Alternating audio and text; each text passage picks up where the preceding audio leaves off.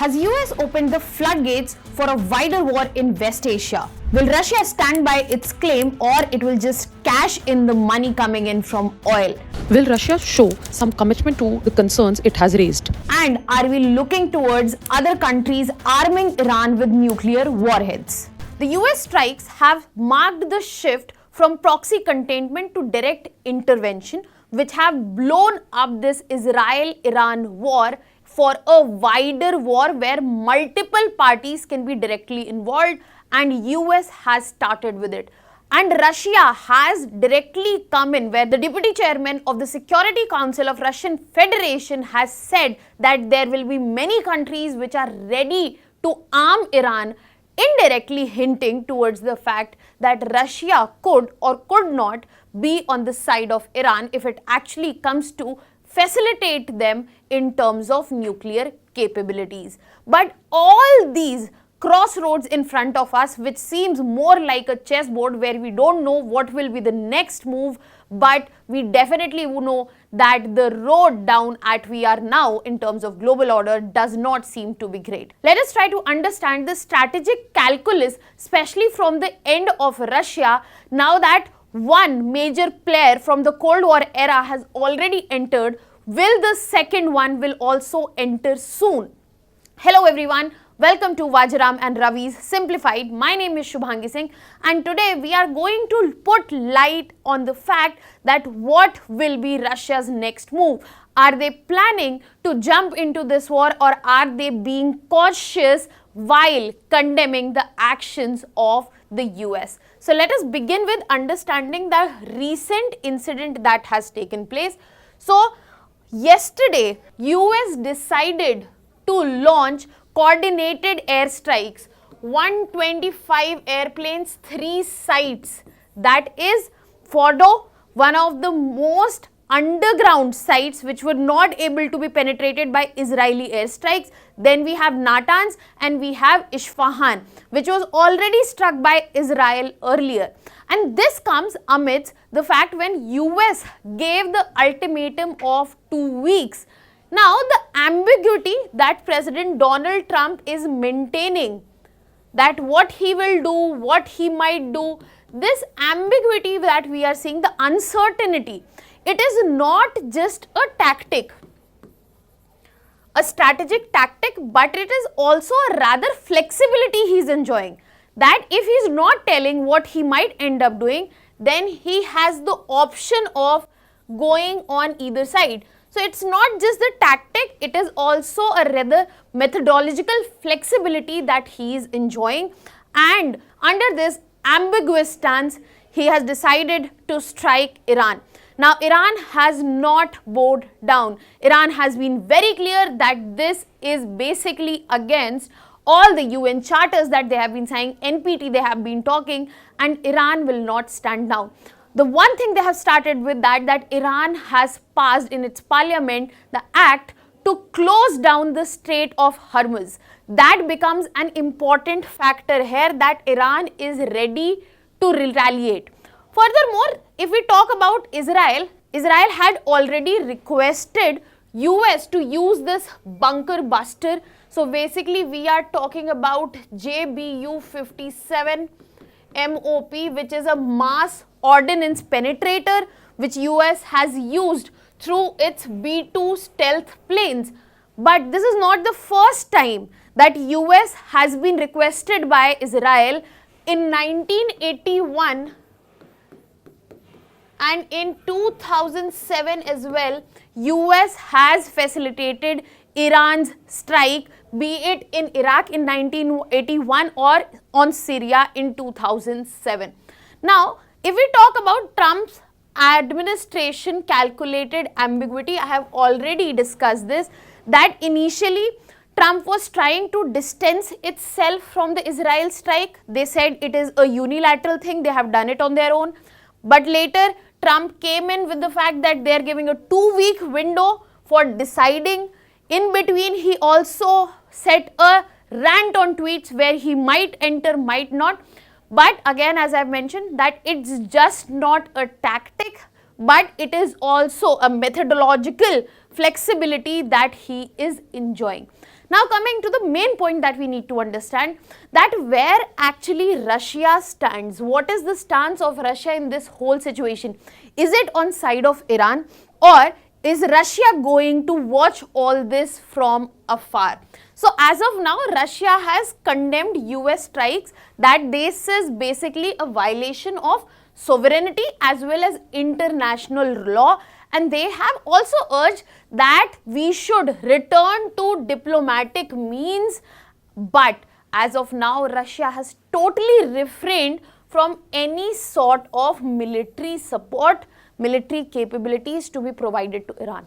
But at the same time, as I mentioned, that the deputy chairman of the Security Council of the Russian Federation has gone ahead and said that Iran can be provided nuclear warheads by multiple countries, signaling the fact that in future, if Russia has to go against the US rhetoric, they might be aligning with Iran. But here if we see that what is the reason that Russia is not clearly contributing to the cause or committing to the cause of Iran, because is that if we talk about Russia-Iran treaty, all such treaties which are present, they lack any sort of military obligations. So as much as Russia condemns it, but it has no obligation to make sure that Iran is facilitated in terms of ammunition. Furthermore, Russian president has confirmed that Iran also never requested any sort of help. So it is basically preserving its sovereign policy stance that Iran does not want a third party interference. They have not asked for help, and that is why Russia is not intervening in their own matter. Now, if we talk about the third angle that is involved here, that is Trump.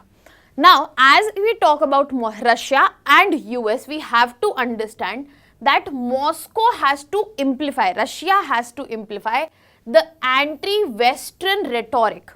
But at the same time, it has to make sure that it is not involving itself militarily when it is already engaged in a war with Ukraine. So, it is going to support a anti-US rhetoric, anti-US communication, but it is not going to commit logistically or in terms of ammunitions because of multiple reasons, one of them being that it is already at a war at one given end. Furthermore, it is Iran also which fears the fact that it will lose autonomy in its own decision if it will heavily rely on Moscow. So there are multiple reasons because of which we are not saying clarity in terms of Russia also, that how much it is going to be involved and with whom it is going to be involved. Because now we will be also discussing the fact that Russia is not totally isolating Israel or Iran itself, because there are certain gains on the table for Russia as well. So what are the strategic gains that we can look forward to? So especially if we talk about short-term economic gains, especially the rising oil prices by the closure of Strait of Hormuz, as soon as the news came in that Iran's parliament has passed this particular bill for the closure of Strait of Hormuz, the oil prices have already started skyrocketing. Furthermore, of course, it is not just the decision of Iranian parliament, it has to be passed up by Iranian Security Council. But we have to remember that it is an international waterway and it is not the unilateral decision of Iran that can take place. So there can be further retaliations which will involve US and its allies because it will have heavy economic impact on the countries which are involved. But if the prices are rising, especially when I am talking about Brent crude oil, it will facilitate Russia because the Russian revenues will start increasing. Furthermore, recently G7 has delayed the lowering oil price cap from $60 to $45 per barrel. So this has been delayed and this will facilitate short-term economic gains for Russia. So if Russia does not have to invest in terms of ammunition and if it is gaining economically, of course it's a safe side to be and gain more. Furthermore, but if we look at the long-term geopolitical consequences, there are certain negatives that we can see. For example, if the regime, Khomeini regime in Iran collapses, it jeopardizes the north-south corridor that we have been talking about, the connection between Russia, Iran and India without using the Suez Canal through rail and sea links. Furthermore, the gas hub projects, they will be also jeopardized and there will be long-term losses. Apart from that, any sort of destabilization undermines what kind of control another apparent superpower has in such a situation. So Russia looks weak if it is not directly involved, and if the destabilization is taken place, it tells that the Russia does not have an implied control that it should have had in that particular region. So these are the strategic gains that we see in terms of economics, but there are certain fears which are present because of the accidents and assassinations we have seen in terms of leadership. If we talk about, so when we are saying Kremlin here, basically Kremlin was the fortified city present inside Moscow, and for the longest time it was the seat of power in Russia. So whenever we are talking about Russian Federation, just like we use the capital cities to talk about the country, we are using Kremlin here. Now Kremlin is totally aware, that means Russian Federation is totally aware of the fact that the leadership is targeted and they are assassinated. Just for example, Gaddafi and Khomeini took place. I am not talking about the present theocrat in Iran, but the earlier one, especially the risk and such assassination risk are present to authoritarian regimes. Now, if such risks are present to authoritarian regimes, that means such risk is present to Putin's regime as well. So these are certain things or certain angles that we need to understand, that why Russia is still contemplating that what might be the repercussions of them entering that already split up chaos that is going on in West Asia. But as Iran has been hit by US, this clearly opens the nuclear dimensions, because we are not talking anymore about the proxy containment. It has directly come down to interventions, and nuclear dimensions are in front of us, which will be leading to multiple threats in coming time.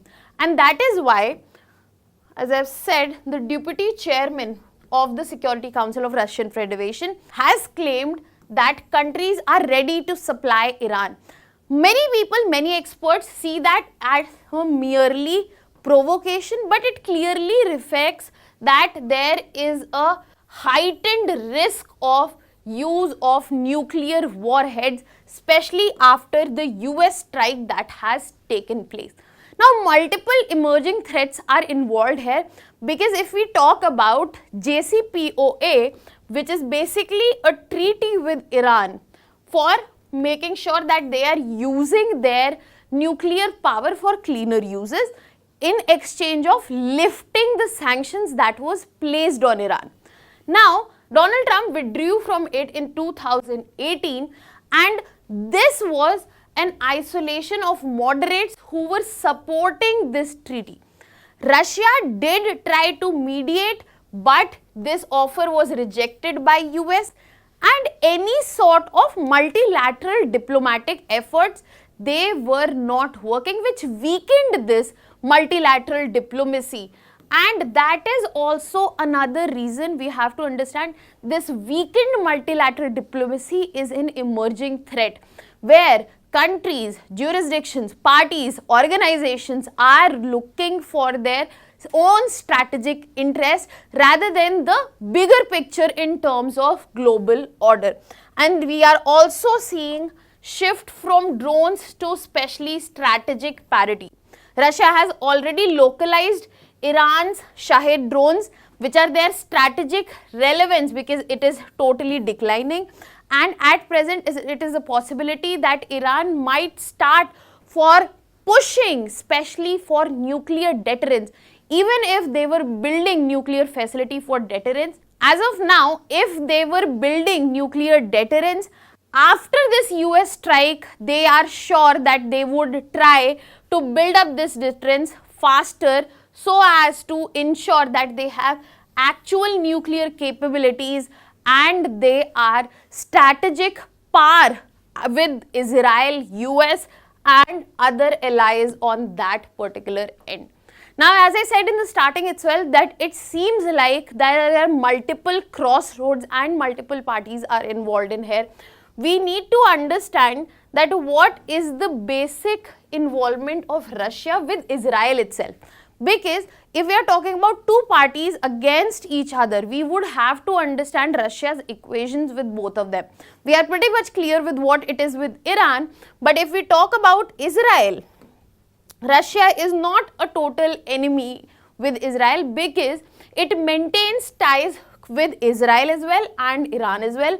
It has already mediated uranium export under JCPOA for Iran, but as of now, Russia remains lesser relevant in terms of nuclear talks.